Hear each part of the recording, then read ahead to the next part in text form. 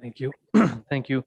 Good evening, everyone. I will call this meeting to order at 6:31 p.m. by recognizing the traditional keepers of this land and specifically our neighbors of the Alderville First Nation with a formal territorial acknowledgement.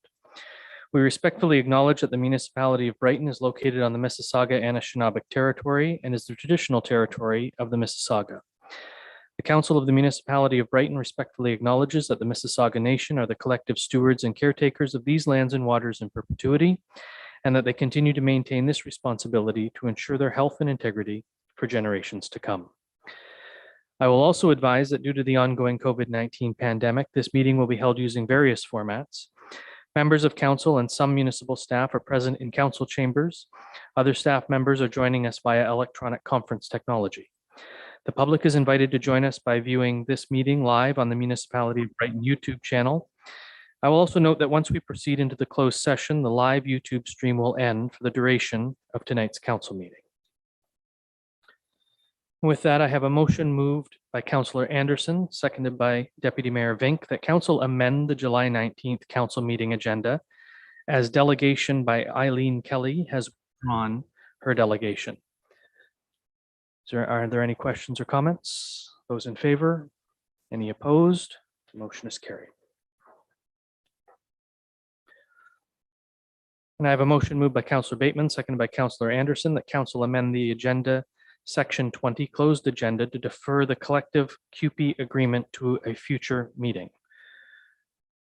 Is there any comment or question? Those in favor? Any opposed? The motion is carried.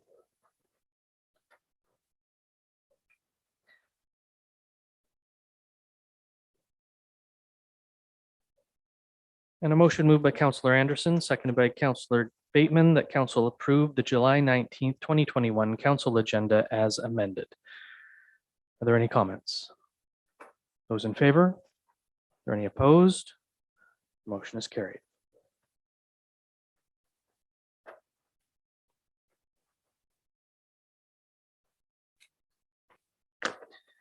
Got used to you calling the votes, Madam Clerk.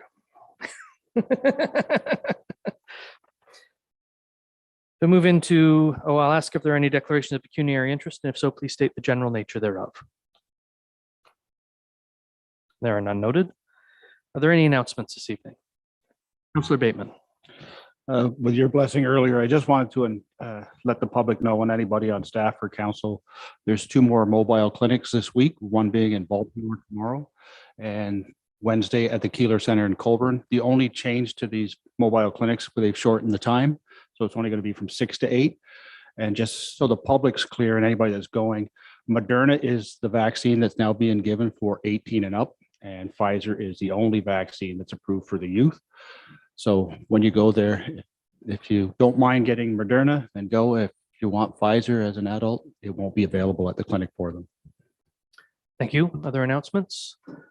Councillor LeBlanc. Yes, tonight is the show and shine, the first one that they've had on the municipal property down by the curling rink. And they want to thank council and staff for the decision to allow them to go there. It's the first time they've had one. And they say thank you. It's nice to see people able to get out and enjoy themselves again. Thank you. Councillor Tadman. Your microphone, Councillor Tadman. Yeah. I just want to bring it forward that Dr. McIntyre will be finished at the end of this month. And I don't know exactly how many years, can't remember. We went to school together, so it's a long time. As you know, I'm pretty old and so is she. But she served the municipality for all these years. And I think we should do some recognition. So maybe we could put our heads together and do that. And she's going to be really missed by a lot of people. So we didn't do anything for Dr. Twitty, and he served for a long time too. So maybe we could combine them both to do something. But I didn't want this to pass by without recognizing her service to this community in so many ways. Thank you for that. Councillor Rowley. Thank you, Mayor. I just want to talk a couple of minutes about Casey's Lane. As everyone knows, cooperation and partnership between the DBIA and our municipal staff, both at Public Works and in Economic Development. Casey's Lane has been spruced up quite a bit. This last week, There has been artwork put up. Samantha has just put it up on the wall. We know with the Brian Todd Fund and the DBIA this year, they were able to put new banners along Main Street, and some of the artwork wasn't able to go up on the banners because we had quite a bit of participation. So they have put all of the other artwork on 3 or 4 4x8 sheets, which are now hanging on the east wall of Casey's Lane. So when you have time, take a look, admire what our youth in our community are doing. Thank you for that, Councillor Rowley, and what a great way of displaying those images that weren't able to go up on those banners. That's great. Thank you very much. Any other announcements? Thank you all. So move into adoption of the minutes. The first being that council adopt the it's moved by Councillor Anderson, seconded by Councillor Bateman. The council adopt the June 21st, 2021 council meeting minutes as presented. So are there any questions or comments? Those in favor? Any opposed? Motion's carried.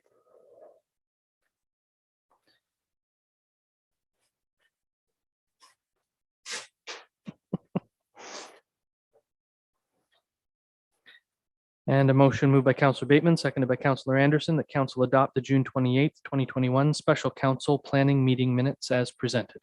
Questions or comments? All in favor? Are there any opposed? The motion's carried.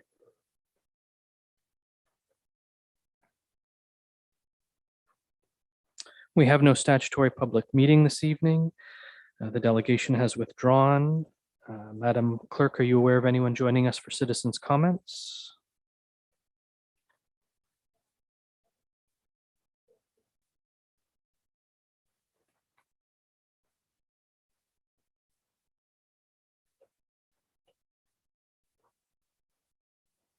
Thank you. That takes us into staff reports. Our first report is the assumption for public use of roads and all related and below ground services and utilities, Brighton by the Bay subdivision phase 8.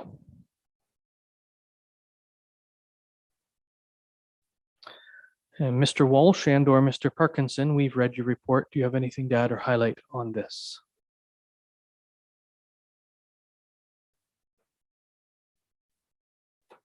Nothing further, Mayor. Thank you for that. I have a motion moved by Councillor Tadman, seconded by Councillor Bateman. The council received the staff report regarding the assumption for public use of roads and all related above and below ground services and utilities for Brighton by the Bay subdivision phase 8. And further, that council enacts a bylaw to assume for public use the following roads and all related above and below ground services and utilities, including water, sanitary, and storm, specifically identified in Registered Plan 39M907, being Phase 8 of Brighton by the Bay subdivision in accordance with the letter from the municipal solicitor dated June 16th, 2021, specifically Schumann Road, and further that Block 38 as conveyed to the municipality of Brighton be assumed as municipal infrastructure and land inventory for the purpose of site triangle, and further that the municipal solicitor be directed to register the assumption bylaw at the Northumberland County Registry Office and have the authority to revise the bylaw so far as necessary for the purpose of registration. Is there any discussion? Councillor Bateman. Thank you, Mayor. For Mr. Walsh, I had reached out to the Director of Planning earlier because I had some questions for clarification, and it was around the assumption and the inspection process, and he alleviated my concerns, but we had spoken that you could speak to it. So anybody, even the public, could understand what they inspect and when was inspected. Who are you directing that through? Thank you. Mr. Walsh. Mayor, I'll just direct that to the Director of Public Works and Infrastructure who had some more direct communications with the proponent. Thank you. Mr. Parkinson. Through your worship to council. Yes, everything's been inspected. The water system, staff have inspected all of the above ground services to make sure the fire hydrants are where they're supposed to be. The number and amount are there. The valves are all present and at the correct elevation. Sewer has been all inspected for the sanitary sewer. We've cameraed it all. We've actually sent people and staff into the manholes to check different tolerances to make sure they're within the OPS specs and allowable tolerances. They've checked all the laterals. All the laterals are good for the sanitary sewer as well. Everything's been checked for the storm. Everything's been found to have been in compliance for all the catch basins. The asphalt's been approved by an engineer, and all the lot grading plans have been approved to satisfactory as well. Thank you both. Councillor Rowley. Thank you, Mayor.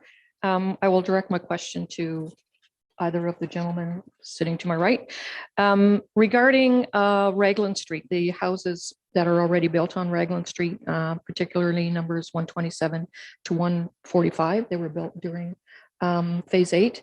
Can you clarify that in the note that you have there? Are they just empty lots that you're dealing with here, or are they also the properties that already have the homes built on them? As far as how are they affected in the phase 8?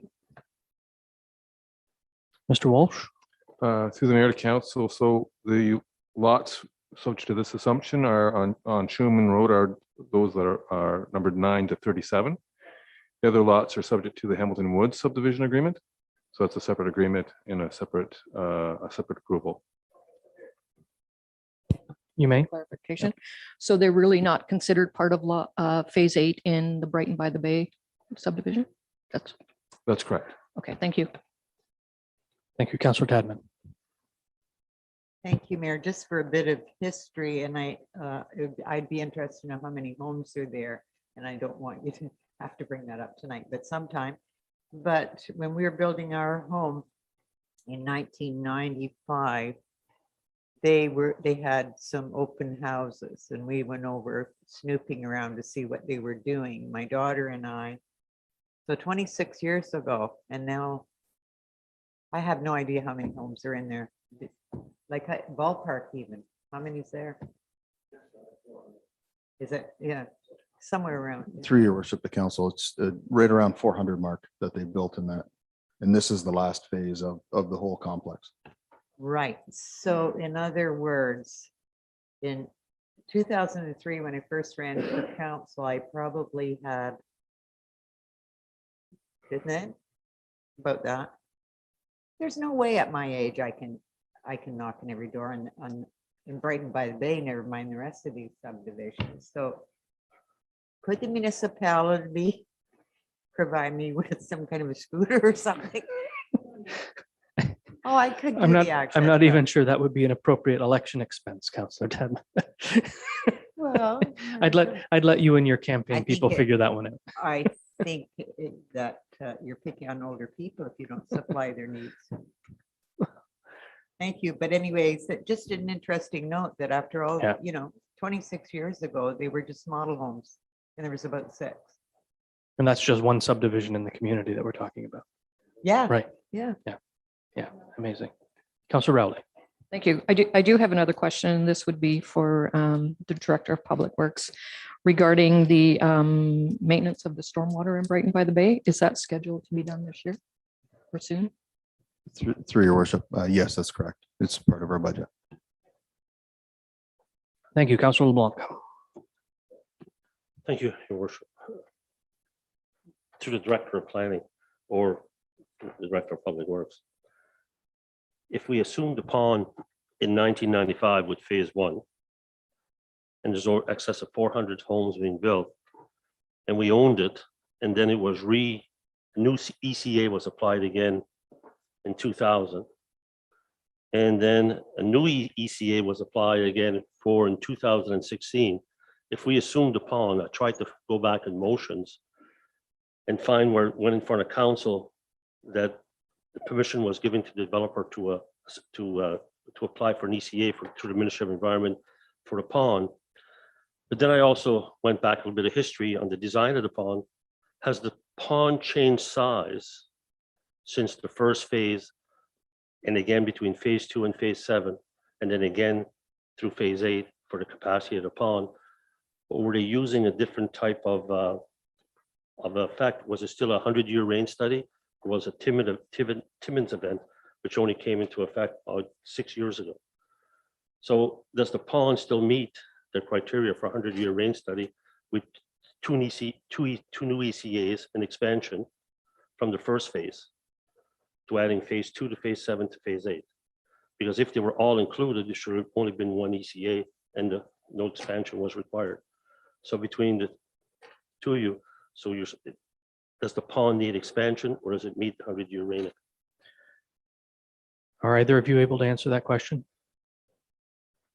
I'll answer more generally, and the Director of Public Works might be able to answer at a more technical level.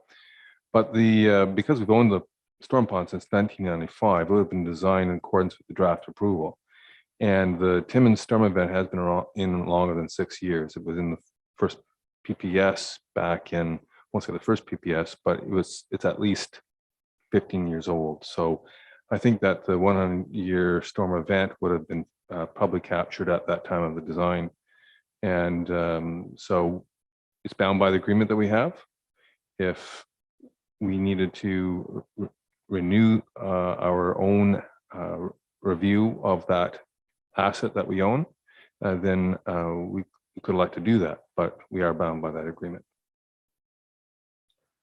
And as for the ECAs changing, I assume that it was in part to have the name transferred from the subdivision proponent to the municipality, and for updated, used to be called C of A, so there might have been some other regulatory reasons, administrative reasons why they updated the ECA.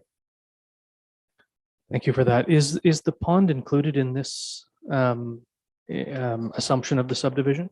It's in the documentation. No, Mayor, it's not. No. But we anticipate some interest in the pond, so we did include some description and some background on that. Thank you.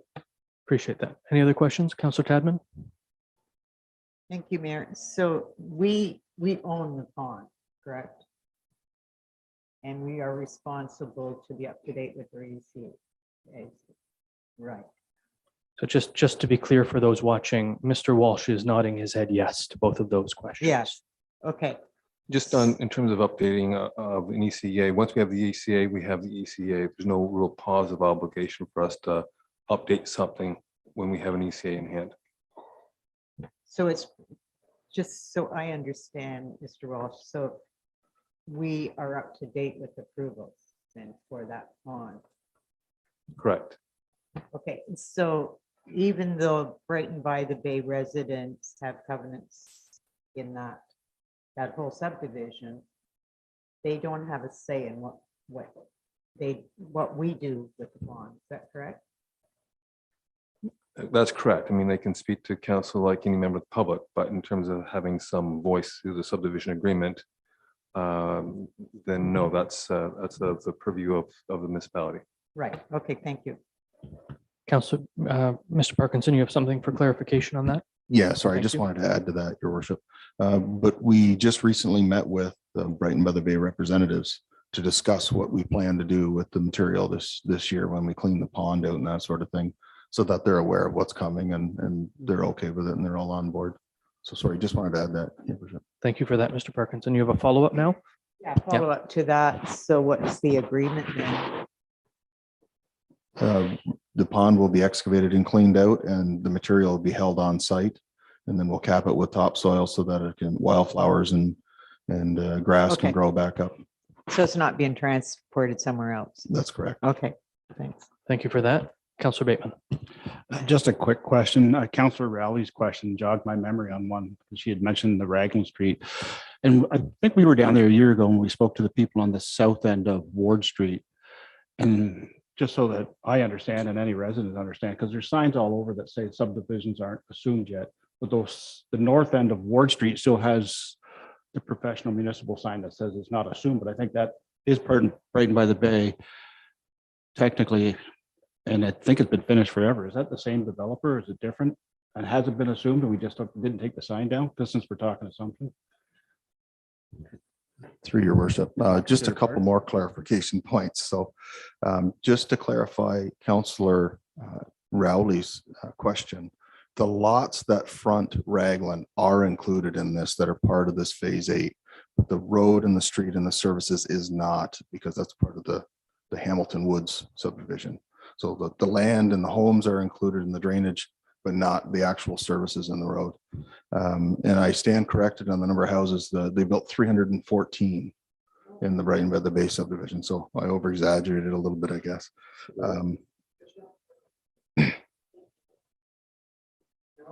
Were those your points of clarification? No, sorry, and then Ward Street, that is a different developer. And they haven't moved forward with the assumption of that property or that subdivision yet. So that is not part of Brighton by the Bay? Thank you. No, it is not. Thank you. Any other questions? Councillor LeBlanc.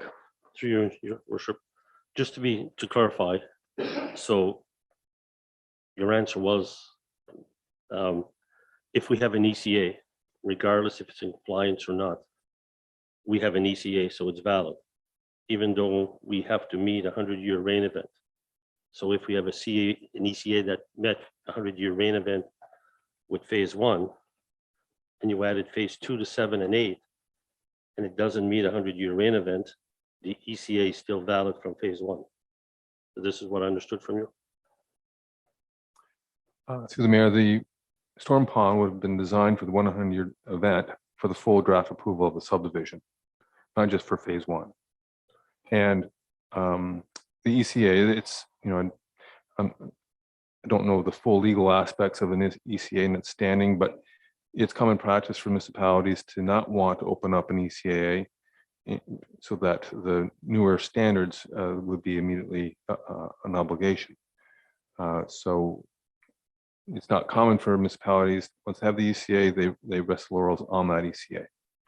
Now, I don't think there's a concern here. I know we have our master stormwater master plan that called for new parameters based on climate change events, and that there might be more precipitation and higher peak volumes of storm events, but it's a small margin more, and so I think because the Timmins event was in place regulatorily for many years now, that the Brighton by the Bay storm pond should be appropriately designed and should function appropriately.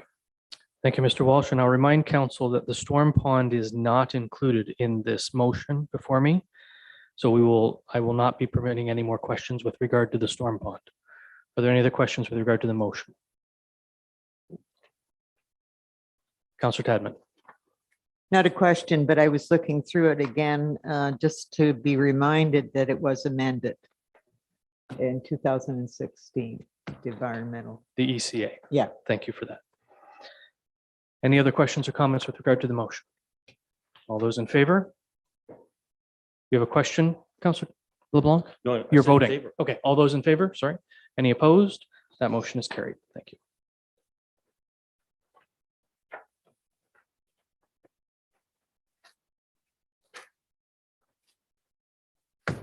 And our next report is with regard to bylaw guide for Brighton residents. Is Mr. McGee with us? Madam Clerk, we've read Mr. McGee's report. Do you have anything to add or highlight? Thank you for that. I have a motion moved by Councillor Rowley, seconded by Councillor LeBlanc. The council receives a staff report dated June 21st, 2021, bylaw guide for Brighton residents, and further, the council approves the bylaw guide for Brighton residents in the municipality of Brighton. Is there any comment or question? Councillor Tadman. Thank you, Mayor. The one on, well, you don't have pages on your iPad, but anyways, it's the dog owner responsibilities. It says in order for excessive barking to be in violation of this bylaw, it must be frequent and persistent and disturb the neighborhood, more than one household. I don't agree with that in some situations. If you live in a rural area and the next house is an acre away, but that dog barks night and day and that's the only person that hears it, and the next one's a farm way down the road, I think those people should be able to complain as well as anybody else. So I guess I'd say fair enough to your comment, but we're not debating the individual bylaws that are noted in the guide. This is just a guide for residents to bring them information about what's in the bylaws. But why pass something that we don't agree with? If a member of council wishes to review a bylaw, they could bring a notice of motion at a future meeting. But we're just dealing with the guide. Deputy Mayor Vink. So nothing in here is new. We've just put it into a guide. That's Okay, correct. So That's why you made that comment? That then? is correct. Okay. If I can just ask a question. Yeah, sure. This guide, it's great we have it so that people, how do people access it? Madam Clerk? I believe that we can have it at our front counters for people to pick up at both Sharp Road and here at Alice Street. And then we'll have it on our website. So we'll be on the website for anybody to be able to look through. And it is in accessible format to do that. Thank you for that. Councillor Anderson, you had your hand up. Well, it's a question that's been asked of me because we're talking bylaws. I'll ask Candace this question if I could, and if she can't answer it right now, that's fine. Leave it for another time. If a person does file a complaint in writing, and is it the responsibility of the bylaw officer to contact that person back and say, I received it, and give them some acknowledgement, or is it something that they don't have to do unless it proceeds to a court or something? Madam Clerk? You'll notice that in the customer service policy that you'll be reviewing tonight as well, that there is a time frame. So yes, we will expect people to respond. They don't have to give an answer or anything else, just respond that they have received the complaint and that they will be doing a follow-up. Okay, that's very valuable because I believe people have been starting to follow up since we've been talking about how to file a complaint, and some good people have done it, but they're pretty upset because they haven't heard anything back from their complaint. They don't even know if it was received. So if that's going to happen, it'll alleviate a lot of stress from some people. It's not a question of yes and no, or this is what we're going to do. It's just, yes, we've received it and it's being investigated. And if there's anything further, we let you know. And I think that's fair enough. So, but it sounds like it's under control. So that's good. Appreciate you answering. Thank you for that. Councillor Tadman. Since we're not going to discuss any of this, I just want to note that I won't be voting to accept this because I think some of the things in there need to be amended. And I think we need to talk about those things. And it's all fine to have a guide. And it's also wonderful to say we're here to serve you, but I get more complaints every day about non-service and no response back. So this isn't going to solve the damn thing. Please watch your language. I can get better. Just a reminder that we are dealing with a guide that has been put together. We're not debating the individual bylaws, but if any member of council wants to review or have a bylaw reviewed, they can bring a notice of motion. And Mayor, what's the point of that? Why Why don't we do it now and get it over with? Because now we're dealing with the guide that tells people what the bylaws are and how they can affect change in their neighborhood or offer a complaint. And the guide, in my opinion, isn't right. So why are we going to put a guide out that I personally don't agree with? Well, actually, the guide is right based on the bylaws we have today. If you'd like a bylaw reviewed, you can bring a notice of motion at a future meeting. So are there any further questions or comments with regard to the motion? Councillor LeBlanc. Through you, Chair, for Candace, the clerk, is this like a Coles note instead of reading the entire bylaw? Is just like a Coles note, like instead of calling it a guide, call it a Coles note. So you quick reference for what you want to do. Okay, thank you. And for those watching on YouTube, the clerk answered yes to those questions. Not at all. Any other questions or comments with regard to the motion? All those in favor? Very well. Madam Clerk, a recorded vote has been requested by Councillor Tadman.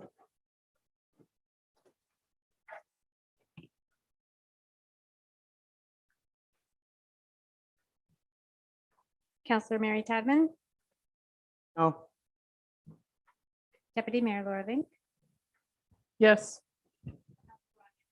Yes. Councillor Mark Bateman, Yes. Councillor Doug LeBlanc, No. Councillor Emily Rowley, Yes. and Mayor Brian Ostrander, Yes, and that's carried. thank you. That takes us to our report with regard to the review of Loomis Road. Thank you.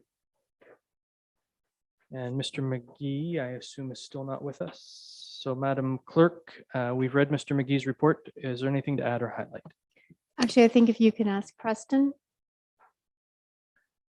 Preston's eyebrows suggest that maybe he doesn't want to, but I'll pass the floor over to you, Mr. Parkinson.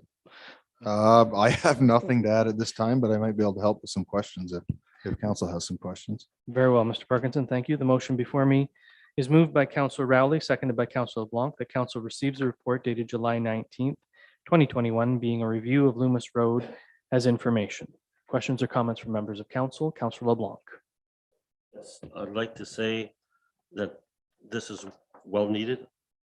Being at the farmer's market and being around in the rural community, they really like the new signs that have been put out and all the signs, like I've told you, Preston, I've told Mr. McGee, and this is a good report with the signs and when we're talking about safety of our roads. So I think here it's $1,200 or $1,300 well spent for the safety and people that can come on turns. And very good for McGee and you guys to do the study, which Councillor Bateman asked for on the rural committee meeting. And thank you very much. Over 100 signs, 130 signs were missing for all these years. And there's still more to be put in. So to get our safety going back in our community. So McGee, thank you. Very well. And same with you, Preston. Thank you. Thank you, Councillor LeBlanc, for that. Councillor Bateman. So I will give compliments. And I can assure you they're appreciated, but I won't speak for staff directly. Councillor Bateman. Kind of a question / comment. I echo that it's great. And at our rural advisory committee meeting, the clerk was there and Preston, you and not everybody here got to see the new signs, to share the road signs.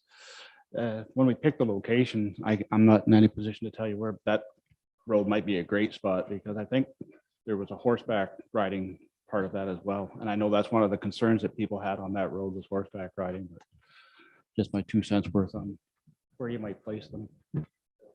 Thank you for that. Councillor Rowley, you had your hand up.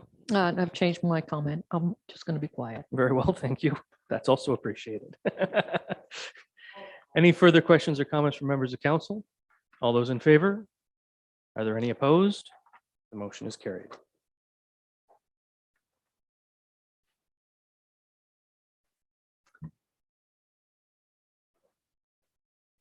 That takes us to the Brighton customer service policy. Madam Clerk, we've read your report. Do you have anything to add or highlight? No, I do not. Thank you. I have a motion moved by Councillor LeBlanc, seconded by Councillor Rowley, that council receive the staff report, Brighton customer service policy, and further the council pass a resolution to adopt the attached customer service policy as recommended. Questions or comments from members of council? Councillor Rowley. Thank you, Mayor. I know there is a little bit of information here on communication, but are we going to be looking at a communication policy or is that all included in this policy? Madam Clerk.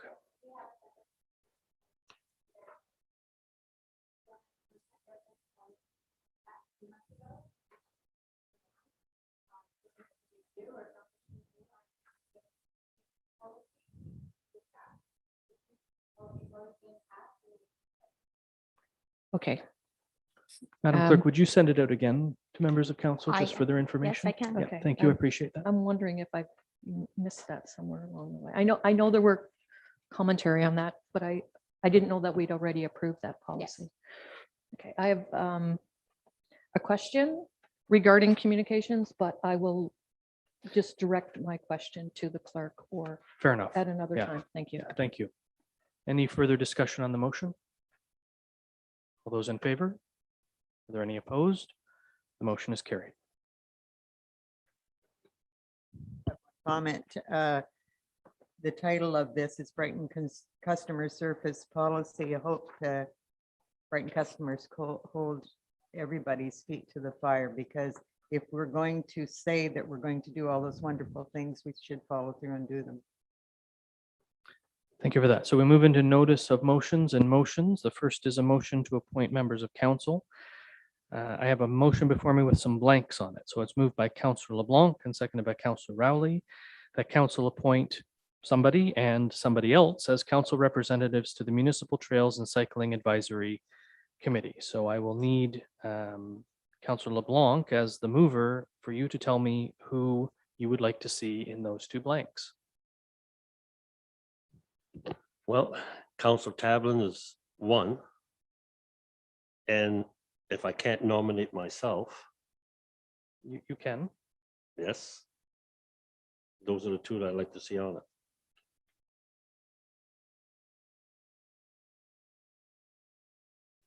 Motion reads, and it's moved by Councillor LeBlanc and seconded by Councillor Rowley. Councillor Rowley, are you okay with the motion? Just continue seconding the motion with the two councillors noted. No. Is there a seconder to this?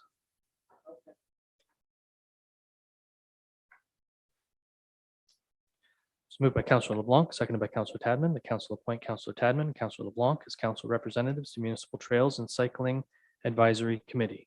Discussion, Councillor Rowley. Is it appropriate at this time to maybe change one of the nominated councillors? We would have to have either the mover and seconder agree to that or put an amending motion on the floor. But what's your thought? I would like to have suggested Councillor Anderson. Along with Councillor Tad. All right, so we're just going to let that hang out in the air for a second and we'll circle back to it. Deputy Mayor. I just want to comment. I always hate how we do these appointments because it's like someone throws out a motion. We don't really get to have a conversation about who wants to do what. So I'm open to having a conversation about this if the rest of council is. I think it's a good idea. Good idea. Just to see who's kind of best suited or who really, has ideas for it. I would rather just go about that. If possible. If you put your microphone on, sure. Thank you. The reason, and I spoke about this before, that I was on the Trails Committee before. I know a lot of areas, and I was talking to Paul tonight about areas that the municipality owns, the residents own. And I know some of the people that I know I can talk to and twist arms. And so I would, for that reason, like to be on this because I think we could get some really good trails. So I'm not good at promoting myself, but I'm adamant about this, that I would really like to be on this. And speaking for Councillor LeBlanc, I've talked to him about this before, and maybe that's why he put my name on it. But I know that he's got some really good ideas about both the walking trails and the biking trails, and I support him. So if you want to sell yourself, go ahead, Councillor LeBlanc. Councillor Anderson. I'm not down to a negotiation here, but I think the first two were appropriate. I think they've got a good thought. Mary makes a good point about her knowledge of the background. My wish is to be on the Recreation Task Force. That's coming up, and I hope you'll think of me at that time. I'm not doing a sales job right now. I know another councillor is very interested too. It's unfortunate we can't both be on it, I guess, but that's what I would like to see at that meeting when we make a decision, and we can discuss it like the deputy mayor suggested. We should discuss these things a little bit more, but I'm fine. Thank you for suggesting me. I think I'd really love to do it too, but I think you've got a couple of good councillors to do it tonight. I'd be in favor with the first motion. Thank you for that. Councillor Rowley. And then I will withdraw my suggestion. I know, as Councillor Tadman said, there had been discussion previously, and I thought that Councillor Anderson had shown a bit of interest, and so that was my reason for nominating him. But if he's willing to withdraw, then I will withdraw the amendment to the motion. And don't forget that any member of council can talk to the members of council who sit on any of our committees and offer suggestions for any of our advisory committees, including this one. I would hope so. Councillor LeBlanc. I think all members of council would be good on this committee and they all want to be on it. And this is one, I have the least committees than anybody, so I'm not going to whine about that. But one of the committees, I think Mr. Walsh can vouch how hard I am at bending people's arms to get trails. And you heard me. You heard it. And you heard me with some of the residents and some of the developers to get the trails. And also talking with the biking groups and trying to get them when this comes up so that they can come and get involved. Now that we have our MPP as for basically for getting lands at the 800 acres. I've been working on that. I know that Elmi Rowley and Mark Bateman are bringing that forward. That would be another big great opportunity for 880 to be trails, walking trails, the parking lots. And I've got a good grip on it with the Lower Trent and with the other people. And I'd just like to see it happen. But I think all councillors would do great on this committee. And unfortunately, I was put into a position, unfortunately, I didn't notice it, to nominate myself because it's one of the committees I wanted. So thank you very much, Ron. I've heard you nominate yourself in Sobeys. It's okay. You don't, nobody else. That's true. Deputy Mayor, does that satisfy your concern with regard to discussion? Yeah, you're good. Okay. Any further discussion on the motion? All in favor? Are there any opposed? Motion's carried.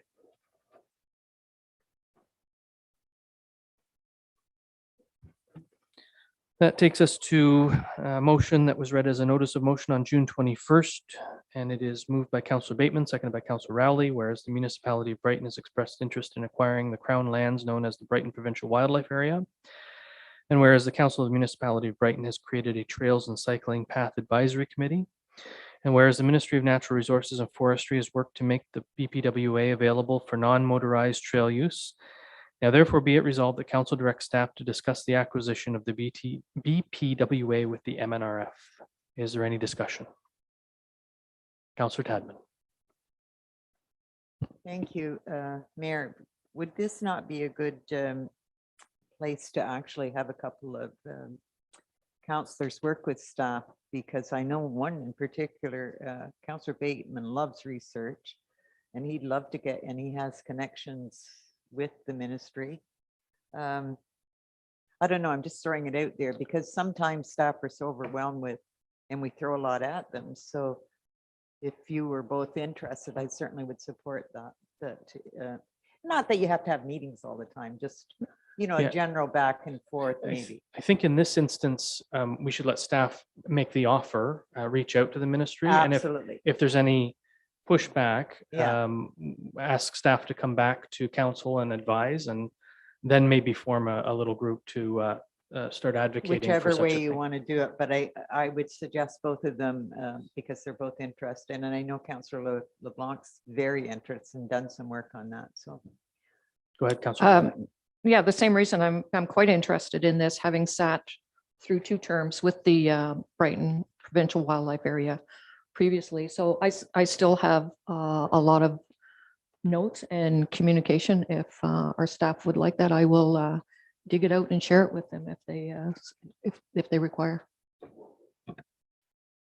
Thank you. Yeah, there's a lot of information. The ministry has actually been, at least until recently, really good about working with the municipality, and there was a BPWA advisory committee. Is that what it was called?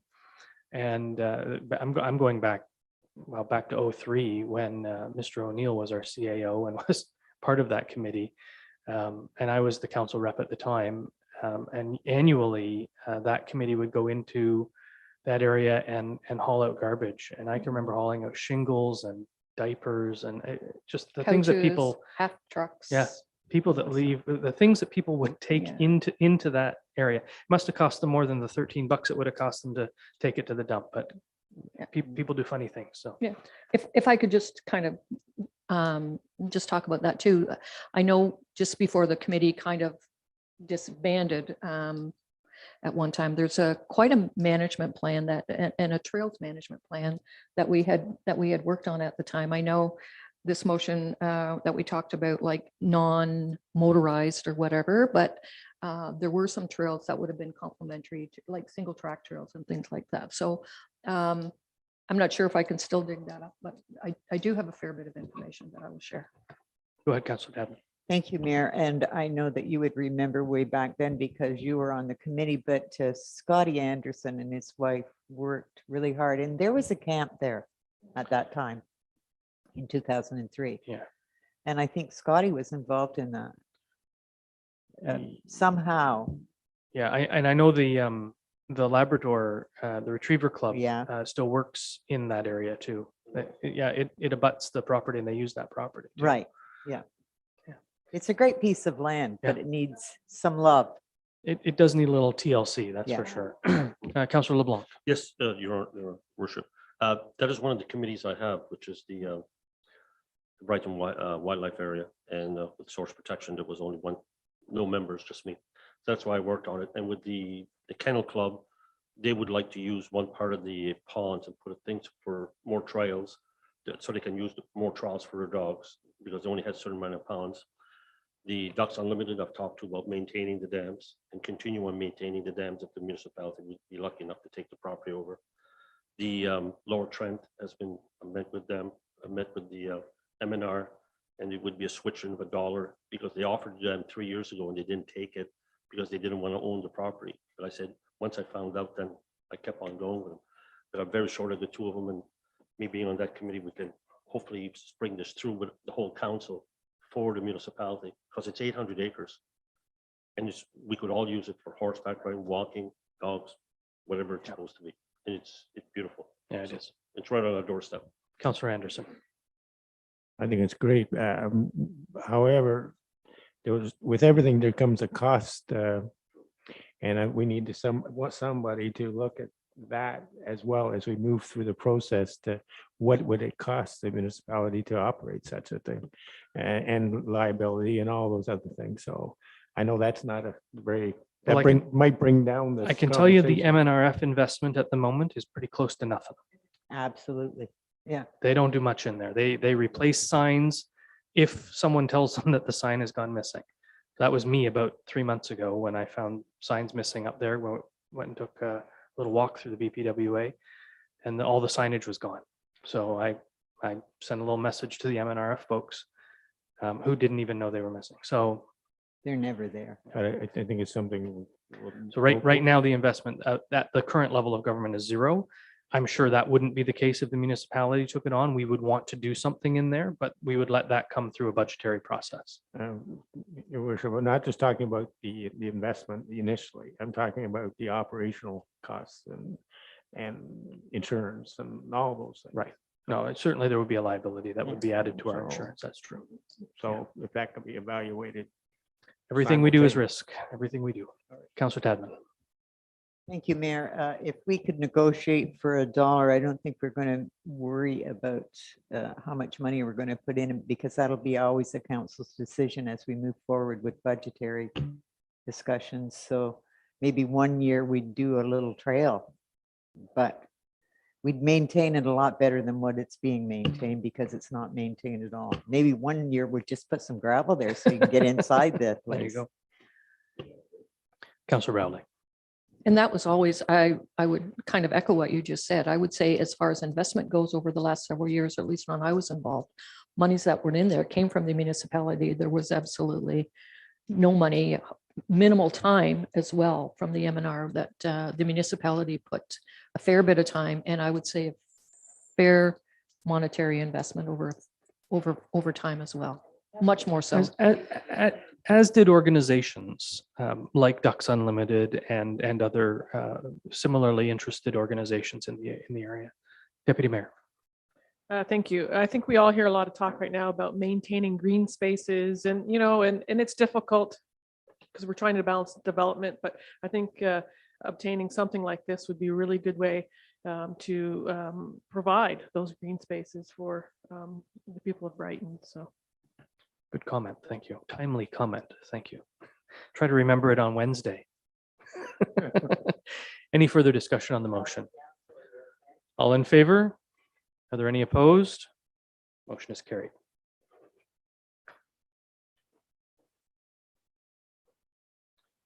That takes us to a notice of motion, which will come forward at our August meeting. It will be moved by Councillor Rowley and seconded by Councillor Anderson. Whereas the municipality of Brighton is a welcoming and inclusive community made up of people from various creeds, cultures, and national identities. And whereas the municipality of Brighton celebrates all of our residents, their cultural identities, and organizations with whom they affiliate. There you go. Now therefore be it resolved that council directs staff to identify crosswalks in the municipality that could be designated for painting in various themes to celebrate various identities and organizations, And further, that council authorizes staff to consult with the governing bodies or councils of organizations in advance of any art being placed on crosswalks. And further, that council directs staff to report to council identified crosswalks and their themes in advance of altering the crosswalks or applying artwork. As I said, that will come forward in August as a motion. And that takes us to the council direction follow-up list. I will open the floor to members of council on any item to be discussed here. Anyone? Councillor LeBlanc? Just, Your Honor, on the one, or I forgot, I'm trying to find the number here, I didn't highlight it. It's the one on the Orchard Gate Pond. It was supposed to come on the fourth quarter.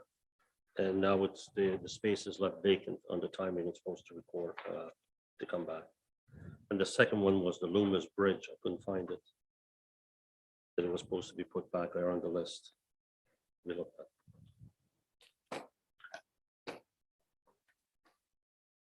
Do you have a number for the Trying to Loomis find it Bridge? right now. Loomis Bridge is 47. 47, okay. Yeah, that's the rate of speed on Loomis Road, which we discussed this evening. Yeah. That's not the Loomis Bridge, though. No, and the other one was the Orchard Gate Pond. Who owns it? The Madam- information wants to come from staff. Madam Clerk, you go ahead. So that was the same. Okay, The Loomis Bridge is there as well as the rated speed for Thank Loomis you. Road. And it was Thank you. discussed by the county. right. And my understanding is that staff continues to have discussions with the county with regard to that bridge. On and off. Through your worship, more off than on. I believe it's been since last July or August when we had a meeting with the CAOs and the engineering team at the county. They were to come back with some objectives and some information, and I don't have an update on that. Perhaps the CAO does, but I haven't seen an update on that yet. Given that the CAO isn't here, I'd ask that you circle back with him on his return so that we can move this needle forward. Perhaps we'll have a little more to negotiate with after we spend that gas tax money on Telephone Road.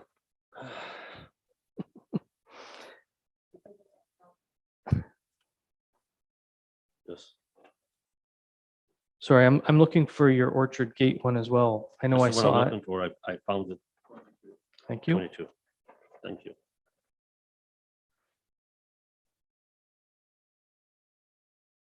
Is there a specific timeline? I don't see a specific There timeline. was was. before. It was supposed to come in the fourth quarter. Okay. And now it's vacant. Go ahead. At one of the council meetings, when they wanted to see what was active, complete and assigned, they said that the quarterly times and stuff like that wasn't working very well. So that's why I didn't put them back in. Okay, so that's why the timelines aren't. That's why the in here. Okay, timelines are not there. fair enough. Okay, thank you. Mr. Parkinson, will you also circle back with the CAO on that particular item? Thank you. Deputy Mayor? Thank you, and thank you for bringing this report. Seeing what's active, complete, and assigned does help us to Yep. know kind of what's going on and what's in the works. I just have a question about number 17. It's the curbside giveaway day. People are asking if this is going to happen in Brighton. It does say active, and I'm not sure if there's anyone here that can give us an idea. It'd be great just to plan ahead for it. Mr. Hagerman, I think you're with us on screen. Yep. There you are, way up in the top corner there. Mr. Hagerman, do you have any update for us on the giveaway day? No, I do not, through you. Just I've had other priorities, but summer starts to quiet down. I'll start putting some time into that one. He does not have an update at the moment. He's been busy with other priorities, but we'll make it a priority when things settle down in his office. You can. I'm being asked quite a bit, and I think some others are being asked quite a bit. When will it be? But not to pressure you, but I would hope that it will be this year, this fall, this August. It's a matter of selecting a date. I know there's some planning and some work to be done or help to be done, follow up to the event. But it is, I don't think it's something that's going to be a major task for the municipality itself. The work is in the people putting their stuff out at the road and going and picking up. So there's a lot of people asking about it. I think it'd be a positive thing to get that rolling or a date in this year, and in future years it can be planned out a little better, but I think we need to move on it, and hopefully you can come up with a date soon. Thank you for that, Councillor Anderson. I note that the original motion does specifically say sometime in 2021, and I'm sure staff are well aware of that as they move their Not to put priorities pressure around. on it. Yeah. Councillor Rowley. Is it appropriate, council members, to give a quick update on a couple of these actions in here? Why not? Well, thank you very much. Councillor Anderson and I have been busy with our skate shacks along with Director of Parks and Rec, Mr. Miller. We received a generous check from not only a business person here in town, but also from Enbridge. So we need to publicly thank them that we have both of our skate shacks here, and now the rest of the project will move forward as far as painting and lighting and benches being installed. We should have maybe made an announcement at the beginning of the meeting, but anyway, I was just kind of gone through that. So items 24 and 2032 are well on their way, and we should be ready for skating season. Perfect. Thank you for that. Councillor Tadman. Thank you, Mayor. I didn't notice it anywhere here, and I just wondered if Director Parkinson could give us an update on when we can expect the whole business of the water down at Pinnacle South to be moved somewhere else, and have you any idea where it's going to be moved to? Mr. Parkinson. Through your worship to council. The water model isn't done yet, but there's been a couple of spots identified. Obviously, there's the industrial park. We could take up a lot and put it in the industrial park. The other location that is intriguing and works quite well is the property in front of our wastewater lagoon. There's quite a distance there between the county road allowance and the lagoon property where the stream passes. And as part of the reconstruction of Prince Edward Street next year, we could extend the water main out that way for future development and put the bulk water station there, which completely takes us out of the urban area, and it keeps it all rural and keeps it on the main roads rather than traveling any of our secondary roads. So that was kind of the number one option that's come up so far, but it hasn't been finalized through the water model study just yet. When do we anticipate the water modeling study to be complete? It should be done within a month. So we should have a report sometime in September, do you think? Yes, and we'd probably include the project in the budget for next year. Perfect. Thank you for that. Councillor Tadman has a follow-up. Yes, or maybe just a comment as a follow-up. I think the second idea is the best, because eventually John Street will be open. And so they would never have to come into the urban area, correct? Through your worship, it would greatly reduce the logistics of coming through town Yeah, if it was. and there's no, as of now anyways, there's no built up coming even, there's not that many homes where on Pinnacle South, there's children and there's a lot of homes in that one stretch that are affected on a daily basis. So, and this County Road 64 is paved, so it's not like it's going to be a dusty mess. So my opinion, that doesn't account for much.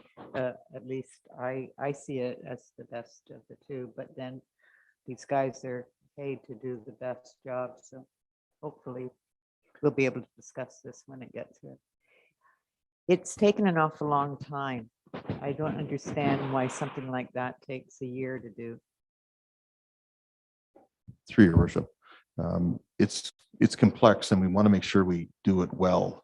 So there's been a lot of back and forth between staff and the consultant to set up different parameters, different scenarios to try to find the best method of moving forward for our secondary feed, some secondary storage that can supply the town if the main trunk line goes down again, that sort of thing. Plus, we're trying to encompass all the potential development that Brighton could face to make sure we can meet our future needs with supply, pressure, and quality of water.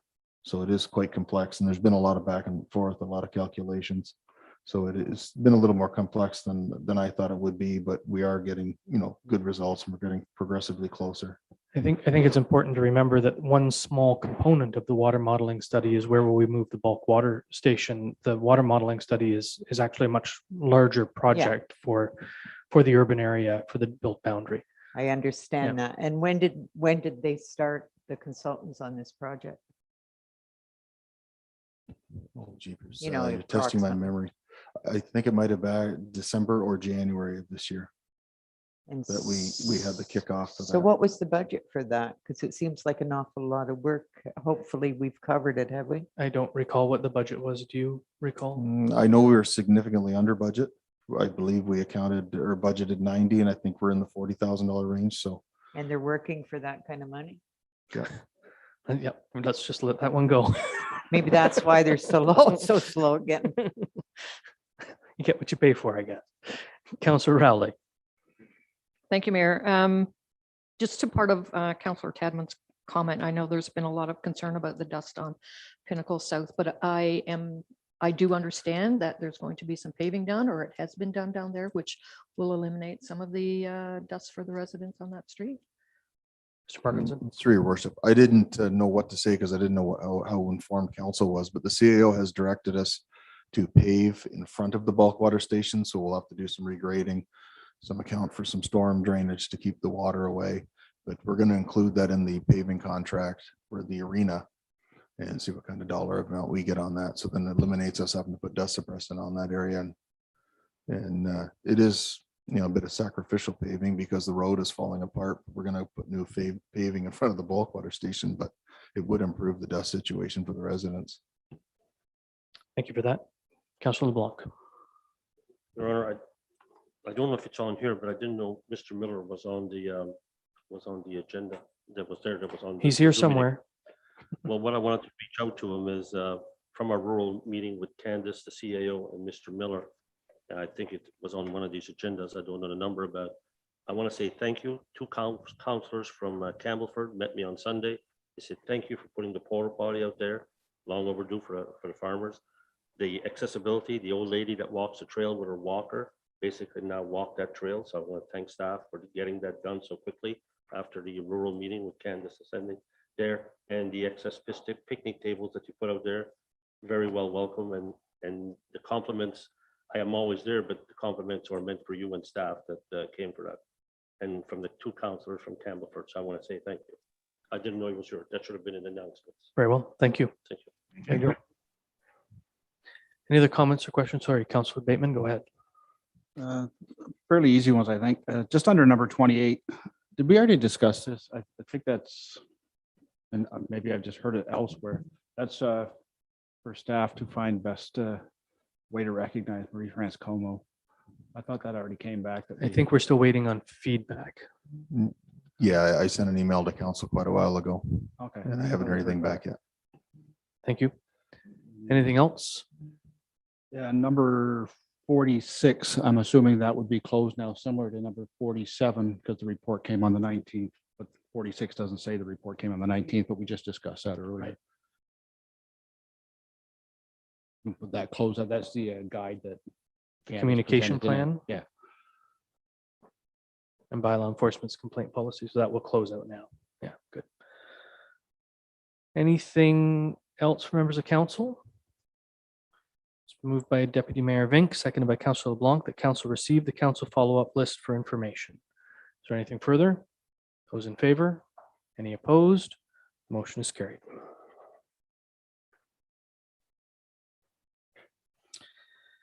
We have no unfinished business on the agenda, which takes us to bylaws.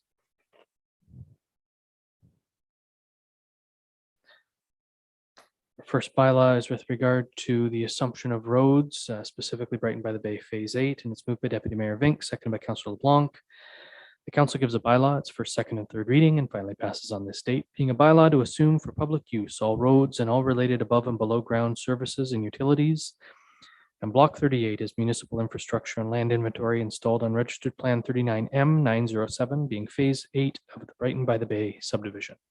Is there any discussion? No, my thanks to staff. I know there was some consternation along the way. I appreciate the work that was done to make sure all the deficiencies were checked off the list. So it's appreciated, everyone. All those in favor? Are there any opposed? Motion's carried.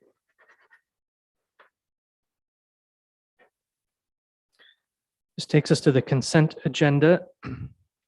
This is items 14.1 through 14.4, being the Brighton Public Library Board meeting of April 28th, the Lower Trent Conservation Authority Board meeting of June 10th, correspondence for information from Corey Yerkes, Brighton, New York Public Library, and the Northumberland County updates of July 5th to 16th. If anyone would like any of these items debated on a separate cover, please let me know now. Go ahead, Councillor LeBlanc. So we will pull the Northumberland County one out and read it under a separate motion.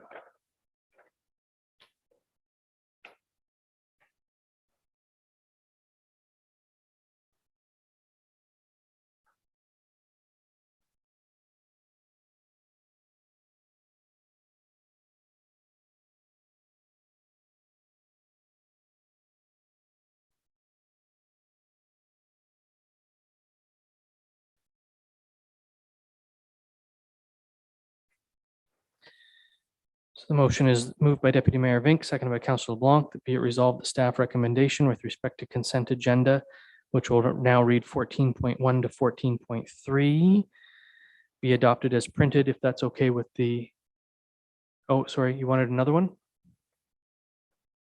We're busy writing and you I weren't was. looking up, but I believe that Councillor Tadman would like to speak to the correspondence received from the library in Brighton, New York. Does that need to be? Not if we're just speaking to it, only if it needs to be debated separately. Okay, well, we don't need to debate it. There's no debate. Yeah, We just okay, need so to we'll leave speak it to- in as 14.1 to 14.3, if that's okay with the mover and the seconder, Deputy Mayor? Yep, Councillor LeBlanc nods his head yes. Is there any discussion on those agenda items? Councillor Tadman. Thank you, Mayor. I just want to say how cooperative Heather Rats, CAO for the Brighton Library, has joined the accessibility and is very keen to help out and make the Brighton Library more accessible. So that's a good thing. Different groups working together is always good. And because Councillor Rowley just insulted me, I really think that she should speak about the letter from the library in New York. Well, perhaps we'll see what Councillor Rowley wants to do with that. Councillor Rowley. Well, I will, seeing how Councillor Tadman doesn't want to. We're always quite excited to hear good stuff, and we don't hear a lot of good stuff. And I should say the staff that we have in our library, they are on top of everything. And this isn't the first compliment. This isn't the first recognition for programs and policies that our library has put in place. But it is certainly nice to hear something from the other side of the lake where, you know, other people, other places are following what we do here, and enough to bring a compliment to our staff. So kudos to our library staff. Thank you, Councillor Tad. Thank you for that. Councillor Tadman. See, when you give her a chance, she can actually speak. She comes right out of her shell. Yes. But to add to that, when there's not the COVID protocol, they would like to come and visit, and I think that would be wonderful. Do you remember when that happened? You were a kid, probably. I don't know what you're talking The about. mayor of Brighton, England came I here. do remember that because I remember him coming to our house for dinner. That's right, and down to Glen. And yes, I was a kid. Yeah, you were. So it's nice to have that kind of exchange. Anything further from members of council? All those in favor? Any opposed? The motion is carried. That takes us to the Northumberland County update, July 5th to 16th. And I will need a mover that be it resolved that the Northumberland County update be received for information. Is there a mover? Councillor LeBlanc, is there a seconder? Councillor Rowley and Councillor LeBlanc, you wanted to speak to this? Your microphone, Doug. What I want to speak to is the launch of affordable housing and capital grant program. If you go there on the bottom of that, and there's a link to Northumberland County, and there's a number of bullets that'll come up on the thing. on, and what they say is, what is affordable rent? And it gives the wages and what you qualify, what is considered affordable grant program, who can apply, what projects are eligible, how long do the units need to be eligible, which is 25 years, which type of tenancy or eligibility do you have to have, and how are the residents selected, and how can I apply? Since Councillor Bateman and Councillor Ron Anderson had put for secondary housing, they're going to come up. My question when I read this and this program, because you're representing the county, if they're going to do secondary dwelling for rentals, can some of these things qualify as low rentals if they agree to get, they would get funding, that they'd have that rent qualification for 25 years, which qualifies in this when I read this. So would they work with the county? How would it work there, Mayor? So any developer, any landowner wanting to go down this road, actually I just talked to someone yesterday and provided them with this information, would need to contact the housing services manager with Northumberland County. And when you click on that link, her information is listed right at the bottom. So the direct line right to her office. And she would be able to give all the information, application forms, and would help or assign someone to help walk people through the process. So this would work with the motion that the two councillors have brought in. Probably not with the motion, but it would certainly work in the community for any landowner or building owner who wanted to go down this road of creating affordable housing, private affordable housing. Or apartments like the secondary dwelling that they could have. They could make it into an affordable and get county assistance to help build it. Good question on the secondary dwelling. Don't know, but that would be a question for Ms. Carmen at the county. She would certainly have all that technical information. So you can understand when I read this, how it triggered me. And everything. And trying to help out with our rentals. what Just we're missing surprised here. it's the only thing that triggered you. That's all. A few things trigger me once in a while. Go ahead, Councillor Tadman. Thank you, Mayor. I'm just becoming aware of what is there from the county and the information. But I don't know who's listening in here, and I know that we have some staff, but who else knows about this? So how can we get this message out to the public? Are we going to ask, what did you say her name is, Ms. Carmen, and the county is responsible for, of course, getting that information out. And I know they've been broadly broadcasting it to the communities. And I know that also, so has Brighton. Brighton has put it out on our communication channels as well. But would we have something that a handout if someone went into planning and said, you know, I'm thinking of this, would the guidelines be there? I don't know. Mr. Walsh, do we have anything that we could provide to anybody who came in asking this specific question? When the program was first announced in mid-June or so, early June, I guess it was actually, I did send out an email to the usual developers in the municipality and the usual consultants. So by virtue of that email, they would have gotten at least first indication of a program and could look into it further. So both the developers in Brighton and their planning consultants? Correct. So that's a pretty broad reach. Yeah. Good. Go ahead as a follow-up. Yes, so does that include people that for whatever reason have extra rooms in their home and want to say convert they're not using their downstairs anymore, convert that into a second dwelling? So I don't know the specific answer to that question. That would be a question that an individual homeowner would have to call the county and ask. I don't know if it would qualify or not. But that would go through, like, that would come through your department and you would be able to give them the right information, correct? Okay. Mr. Walsh would be able to connect them with the county. Yes, Housing I would just Corporation. pass it on to the county housing manager. And I don't know the answer to that specific question, but the county does target second units or additional dwelling units. So I'd be surprised if the program didn't support something like that.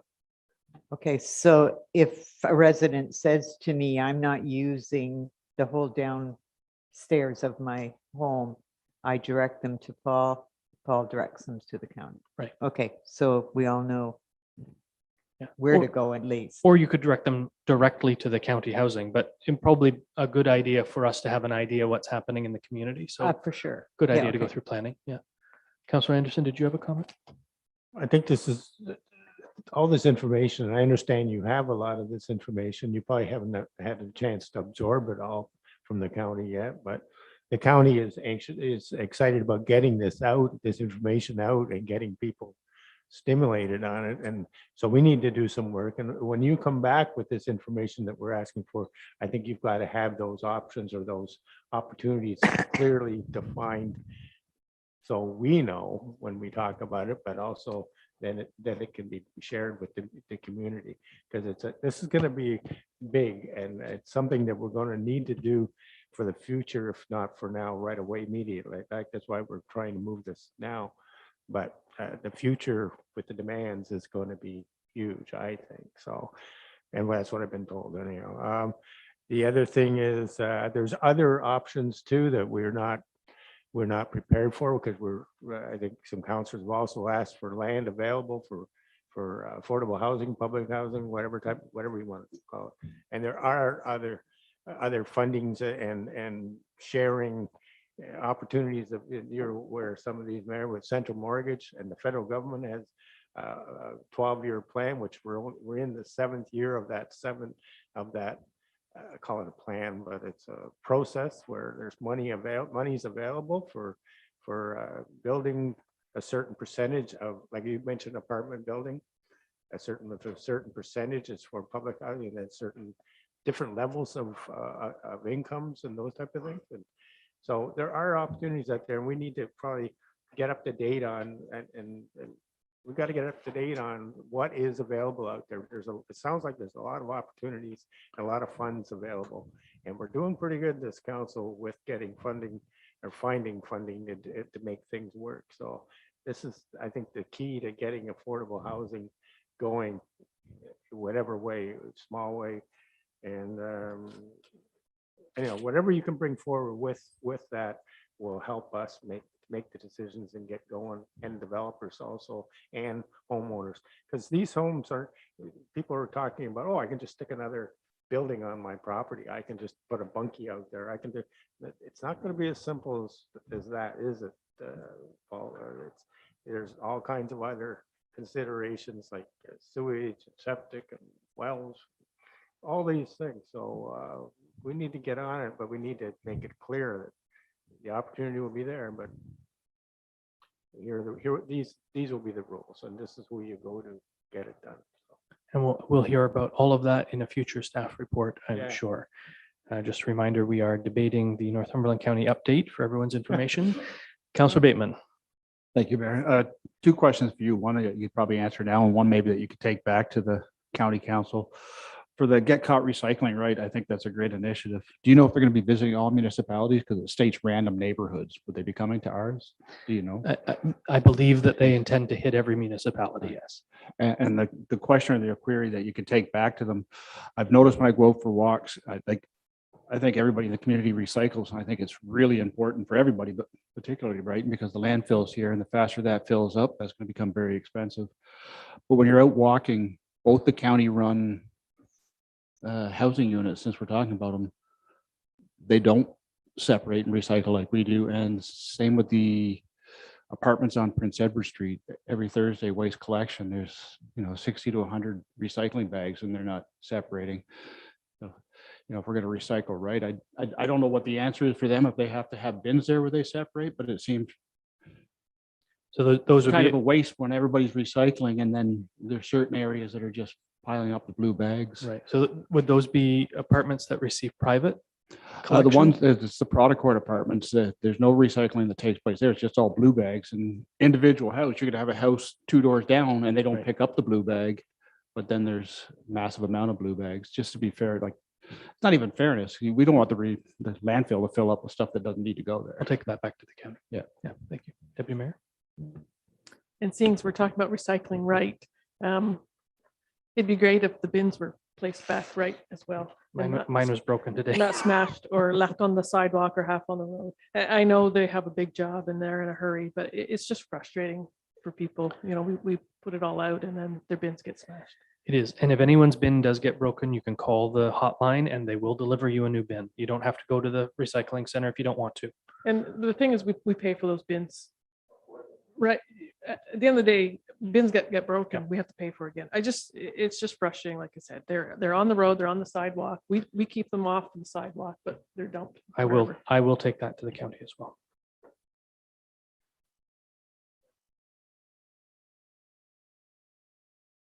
Councillor Rowley. He was. That's okay. Regarding recycling on our main street, there's been confusion for many years between what our public works staff do as far as they pick up garbage, and the county is to be emptying the nice blue bins that we have on the main street. And there seems to be either some misunderstanding, miscommunication. It just doesn't happen enough, especially in the summer. If you could just double check that. DBIA has reached out to them several times, and it's just tough to get that picked up. Okay, don't hesitate to ask the DBA to reach out to me or copy me on emails so that I'm aware when that's happening. Okay, I will do Because that. just for everyone's information, at least for now, I'm chairing the Public Works Committee at the county, so I do have a Okay. bit of an ear. Yes, because we seem to be directing a lot of our concerns to Public Works, and really our Public Works do their best to empty the garbage cans, but the blue cans that are within the DBIA core really don't get emptied, and they get, especially this time of year with sweet stuff, sweet pop cans and ice cream stuff, A lot of bees. bees and bugs and everything. So it'd be nice if they would make an effort to do that. I will take that to the county as well. Thank you. Anything else? Councillor LeBlanc. One more point on recycling, Mayor. I gave you that call from the landfill a couple of weeks ago on the mattress recycling, and Councillor Bateman, myself, and yourself sit on the landfill committee. But there hasn't been a meeting for quite a while. We're the only landfill that doesn't recycle mattresses or box springs. And what is going on now, they're charging in Trenton, Belleville at the different depots, $25 to $30. So people are picking them up and bringing them to the Brighton landfill for basically next to nothing. And they're filling up, and what it is, the wires are getting caught in all the machinery. And the staff is complaining they got to bring people with blowtorch to cut them. But they said that the Brighton landfill should start recycling and charging for them, because you can see the trucks from Trenton and Belleville just bringing them in and making them money. And so we should be recycling our own, and the recycling depot for mattresses and box springs is in Peterborough. So it's one of the things. I will circle back to the county on that. Thank you. And the staff are making me aware of it every time I go in there. Okay. They know who I am, so. I'm sure they do. Councillor Tadman. Thank you. I think I brought this up about a year ago, and I've heard the same complaint again, that contractors are coming out of Quinte West, and there's always so much pieces of whatever you're building in a home and all that scrap stuff. Instead of taking it to Quinte West, it is easier probably on this side of to bring it to Brighton. But how fair is that we're getting our landfill filled up quicker than we should be? And the people along Telephone Road said you can count all day long. They're all bringing it there. So don't know how you stop it, but I think we need to be aware that If the contractor is a Northumberland County contractor, then they certainly have a right to use the landfill. But if they're a contractor out of QW, no, these are then contractors out of Quinte West. theoretically they can be turned away. So I will certainly, okay. we've talked about that. I will nudge the county on that one as well. Okay, Thank you. Councillor Anderson. Councillor LeBlanc, Councillor LeBlanc, I was there the other day too, and I saw them turn the truck around, and I thought that truck came from another. It didn't. It just seemed out of place, and it was loaded with material and they made it turn right back up, and they kicked it out of there. So I think they're doing their best, but I just thought I'd mention I did see one get kicked out of there. So Well, and when you show up, they just ask where you're from. They don't. You're this- expected to self-report, right? this person didn't give the right information, obviously. or did give the right information, got rejected. So thank you for that. Anything else on the motion? All those in favor? Any opposed? Motion is carried.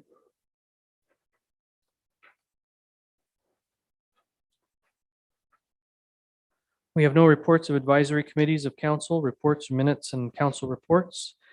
We have no reports, minutes of statutory committees, boards, or external agencies. We have no correspondence, direction items, endorsements, communications, or petitions. We have no FYI correspondence, which takes us into question period. Madam Clerk, are you aware of anyone joining us for question period? No, thank you.